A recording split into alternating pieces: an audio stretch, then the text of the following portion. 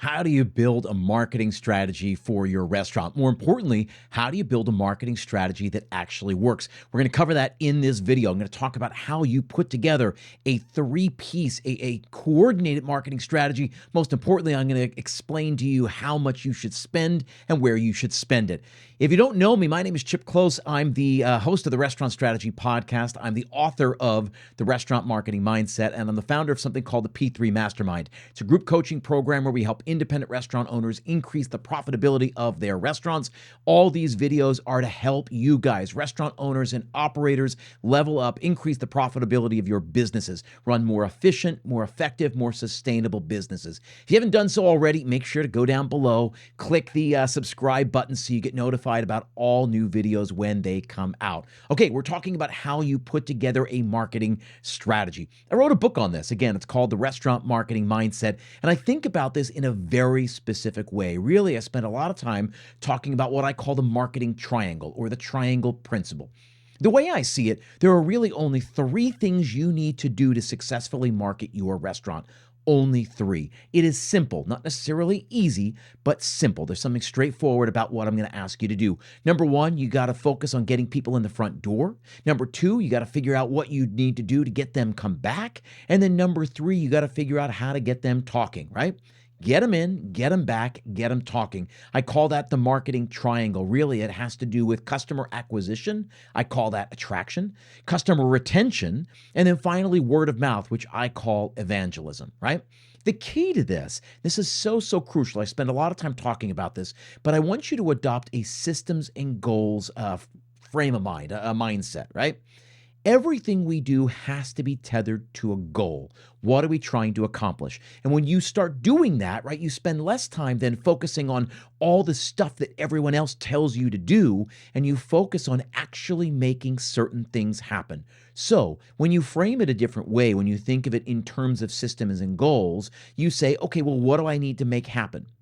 I need a steady stream of new first-time diners to walk in the front door. Okay, then what can I do to make that happen? And or is the stuff I'm doing, the actions I'm taking, making that result happen? Right? It either happens or it doesn't happen. You either make the change happens, as Seth Godin always says, or it doesn't happen. And that's marketing. Either the marketing works or it doesn't. The only way you can tell if it works is if you get really clear on the goal and you measure your efforts. So what are we going to do to get new people to walk in the front door? That's focusing on customer acquisition. What are we going to do to get people to come back and to come back with greater frequency? That's dialing in our customer retention. And what are we going to do to get people to go talk about us? Again, I call that evangelism. I'll tell you the same thing I tell all of my clients, right? Evangelism, right? I call it that because marketing a restaurant, it feels like to me, has a lot to do with the way we market religion, right? So the way a church grows isn't because the pastor walks around town and shakes enough hands and convinces people to come to church on Sunday. Absolutely not. That's not how it works. What happens is that there are people in the congregation. There are people who are moved by what the pastor is saying, and they go out and they can't help but tell people, right? They're sitting over coffee and they say, you know, it's really crazy. Yesterday at church, the pastor said something that really resonated with me. I'm still thinking about it. And the other person on the other side of the table says, that sounds really great. I think maybe I'd like that church. Maybe I'll come with you next Sunday.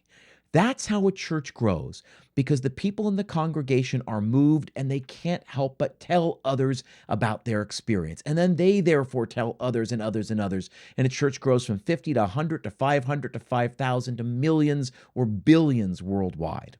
So what happens is when we build a marketing strategy, and that's what we're doing, we're building a marketing strategy. We're trying to figure out, what do we need to do to get new people to walk in the front door? What do we need to do to convince them to come back? And what then do we need to do to get people to go talk about us, right? Those three are crucial. They're very, very important. What happens is, what I like to do is we work them in reverse order. Now, why do we do that? Why do we do it in reverse order? We do it because customer acquisition is the most time-consuming, the most expensive, and really the hardest to do. Why? It's all of those things, because we have to raise awareness, right? Then we have to build interest, and then ultimately we have to convince them to take action. That doesn't often happen very quickly. It takes time for people to work through that part of the customer journey. So if we're going to put together, outline the time and the money, the resources to do that, to get new people to walk in the front door, then we have to make sure that everybody who walks in the front door will come back and will go talk about us. That's why we do this in reverse order, right? So customer acquisition, customer retention, and evangelism, we do it in reverse order because we have to say, okay, everybody who walks in is definitely going to hit a tripwire and go talk about us, go review, go text their parents pictures, go post about us on social media. And everybody who comes in will hit a tripwire. We're going to make sure of it so that they get invited back. And I know they're going to come back, right? 60% of all our first-time diners come back within the first 30 days. Why? Because we have a system that we put in place to make sure that happens. And when we do that, when we know that a meaningful percentage of people who come in will come back and will go talk about us, well, then we can spend the money to get them to come in. Now, that's when we come to customer acquisition. So when we put together this strategy, right, we know we need to focus on those three goals. Now, the question you're asking is, how much should we spend to make this happen, and what do we actually need to do? I'm going to tell you, right? When it comes to customer acquisition, the first dollars you spend are on your SEO and your SEM. Now, SEO, search engine optimization. It's a matter of making sure that you are found on sites like Google and Bing, right? When people go looking for things, you want to make sure that you are found by the people who are looking for the things you have. So make sure you are dialing in your listings. Make sure your website is optimized, is sharp. There are no PDF menus, no JPEG menus. Make sure there's a clear call to actions. Make sure that it's very intuitive and frictionless so that people do what you need them to do. And there's going to be another video that will talk all about proper web design, right?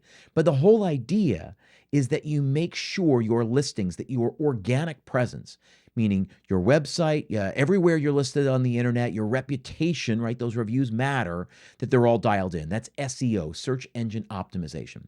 SEM, search engine monetization, on sites like Google, on Bing, on whatever else you want to advertise, just makes sure that the people who are looking for the thing you have are definitely shown your ad, right? You are making sure to be in that prime pole position. If you are not already spending money on Google search ads, this is your call to action. The first dollars you spend before billboards or direct mail or radio ads or whatever else it is, the first dollars you spend are on Google ads. Google search ads if you want, or PMAX ads, right? Plenty of videos here on this platform where you can go learn exactly how to do that, but those are the first dollars you spend. The second dollars you spend then are on Meta ads. Meta, right? So when we say Meta, we're talking about Instagram and Facebook. We spend money there because Meta is an incredibly powerful, really the most sophisticated ad platform ever created. When you are spending money on Google and Meta, you've got all your bases covered. Again, then making sure that your organic presence is dialed in. If you want the first step in a customer acquisition plan, it's dialing in your website, dialing in your listings management, using a tool like Marquee, Marqii. Can't tell you how crucial that thing is, right? Really making sure your organic presence is dialed in, and then running Google ads and Meta ads. From a customer acquisition standpoint, that will get you covered. And if you want to talk about billboards, radio ads, direct mailers, fine. We could talk about that, and we'll talk about that in the future, but not until you are doing those things, right? If you're not doing those things, I can't talk to you about anything else. Those are the first dollars we spend. Then from customer retention, most important metric you need to measure is net new subscribers, right? Really, we're talking about your email list and the growth of your email list. This is absolutely crucial. Data acquisition is the whole ballgame. So customer acquisition, as my friend Rev Ciancio says, customer acquisition without data acquisition is an absolute waste. You're at the bar and you decide to buy somebody a drink, right? And you walk up and say, hey, can I buy you a drink? And they say, sure.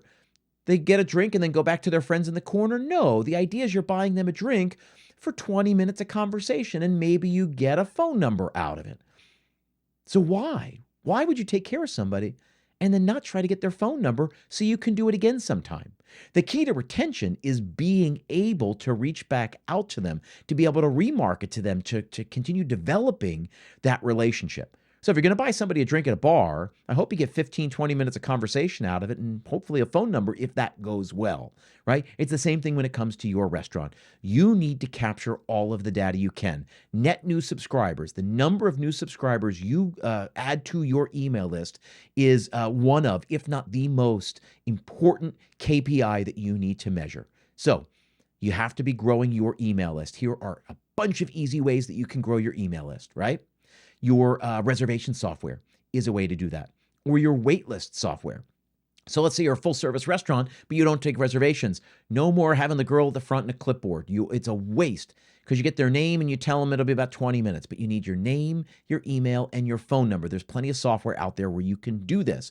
Or even if you insist on doing this by paper, make sure you're copying down their phone number and their email address, and then you're logging it in later. It's so crucial. So your reservation software, your waitlist software, your online ordering platform, all of these are capturing data for you. Your loyalty program can do it.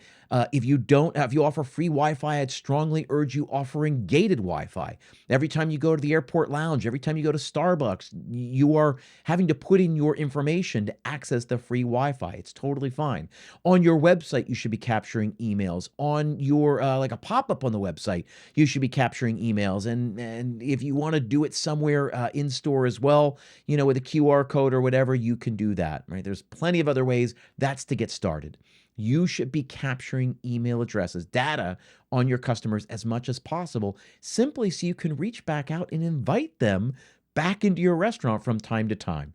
So when it comes to customer retention, that is crucial. Likewise, you got to utilize your email list. You should be sending at least one email every single week. Here's the way I talk about emails. We'll talk about this more in depth later, but remember the one-to-one-to-one principle. One email, one message, one call to action. If you got 3 things to tell your people, you have 3 emails to send. I promise you, you will not piss people off. They will just ignore the messages that are not relevant to them, but make sure you're following that one-to-one-to-one. One email, one message, one call to action. You should be growing your list. You should be nurturing your list. At least one email every single week. And if you have more things to talk about, that means you got to be sending more emails. The more casual your brand, typically the more emails you can send. The other one is text messaging. Again, the more casual your brand, the more texts you can send. For the most part, for most restaurants, I wouldn't recommend doing about 1 or 2 a month. Use them very judiciously and make sure, for the most part, that you should have a very juicy deal connected to that. Maybe a deal that isn't listed anywhere else. You don't talk about it in store. You don't talk about it on your email. You don't talk about it on social media, right? Make sure you're just using it there. That's my recommendation. The other piece is social media, right? Make sure you're maintaining a steady social media presence, but notice, right? We're how many minutes into this video here, and I didn't mention social media. Social media is a relatively inefficient use of of a retention platform, right? That's because very few of your current followers will see your content, and almost no new followers, right? People who do not currently follow you, almost 0% will see your content, right? So it's a retention channel. I think it's important to maintain a presence for sure. It definitely has its place within the customer journey, right? The paid tools are a great acquisition channel. The organic tools are a retention channel, and not even a great one. Still, you have to maintain a presence. So when it comes to customer retention, focus on growing your list, focus on nurturing your list. Text messaging is great. Loyalty is fine. Social media, yes, you should maintain. Finally, then we come to evangelism, right? This third part, the most important thing you can do is increase the number of great reviews you get every single month. Meaning you need a steady stream of great 5-star reviews with pictures where people are raving about your food. You don't buy these, right? You don't give a discount or offer free drinks in exchange for these. You use tools like Ovation, right? So ovationup.com. That link will be in there. It's an incredible tool to be able to do this, or you just go up and ask people to do this. It's so easy to do, right? One-to-one, get your managers and your servers involved. Getting new reviews, I can't tell you how much it helps. And there are a lot of people from an aesthetic point of view that do refer to reviews and do use those reviews to decide where they want to eat. But then just from an SEO perspective, reputation management, getting a steady stream of new reviews actually helps the way you rank and responding to those reviews. So you need a plan for getting more reviews. You need a plan for actually responding to those reviews. The last thing, and I always talk about this a lot, I talk about the famous dish. What is the dish on your menu that gets photographed and videoed and talked about where people come in and say, oh my God, I have to have it? If you don't have anything like that, and this is hard for like pizza places or taco places or ramen places, right? All these places, ramen sits in a bowl. Ramen pretty much looks like ramen. Pizza sits in a box. It's pizza is pizza is pizza, right? Same thing with tacos. Same thing with on and on and on. I'm not saying it's easy, but I'm saying it's absolutely required. There has to be something or some things on your menu that people see and they go, oh my God, I got to have that. Or they say, oh my God, what is that? Or they say, I have to get that famous dish. And there are thousands of versions out there, right? I always talk about David Burke and the bacon on a clothesline. I always talk about Thomas Keller and the clothespins or the salmon tartare. Talk about Randy's Donuts, the giant donut that you see off the freeway. There are so many great examples of this out there. You simply need to have one. When you put together a marketing strategy for your business, I need you to change your mindset. When it comes to marketing restaurants, you have to think about customer acquisition. What do you do to raise awareness, build trust, and ultimately convince people to come in the front door? There are specific things you do. Buttoning up SEO, buttoning up SEM, so running Google ads and running meta ads are your first steps in buttoning that up. When it comes to customer retention, right? Making sure people come back. It's growing your email list, collecting data, nurturing that email list, sending constant emails all the time, not pestering people. If you do it right, you will not piss them off, but making sure people know what you've got going on, leveraging loyalty, leveraging your text messaging, right? All of that is crucial when it comes to customer retention. And then evangelism, reputation management, online reviews, specifically Google and Yelp. Those are probably the two most important ones. If TripAdvisor is important for you, that's another one. There are others out there. There are going to be others coming. Making sure you get a steady stream of great rave 5-star reviews, making sure you are responding to them steadily in real time, a couple times a week. At the latest, once a week, totally fine. Making sure you got a signature dish. What's the thing that gets photographed, that gets videoed, that gets put on the internet, that people rave about, that people come to you specifically to get? Maybe it's the square donuts or the bacon on a clothesline or the black tap milkshakes, whatever it is. Again, there are thousands of examples out there. The best companies in the world do this and do it really well. You simply don't have the luxury of not doing that yourself. That's it. How do you put together a 3-tiered, a comprehensive marketing plan? That's how you do it. You've got systems and goals thinking. Everything is about focusing on the end, keeping the end in mind, and building a plan to make sure you do what you need to do, right? To accomplish what you need to accomplish. That's that. Again, if you haven't subscribed yet, make sure you hit the bell down below and you subscribe. You'll be notified every time there are new videos. Again, my name is Chip Klose. I am the founder of the P3 Mastermind, host of the Restaurant Strategy podcast. If you haven't found the podcast, what are you waiting for? Podcast is, hundreds and hundreds of episodes to date. Go check it out. 2 new episodes every single week. That link is in the show notes as well. Thanks very much, guys. I appreciate it. See you next time.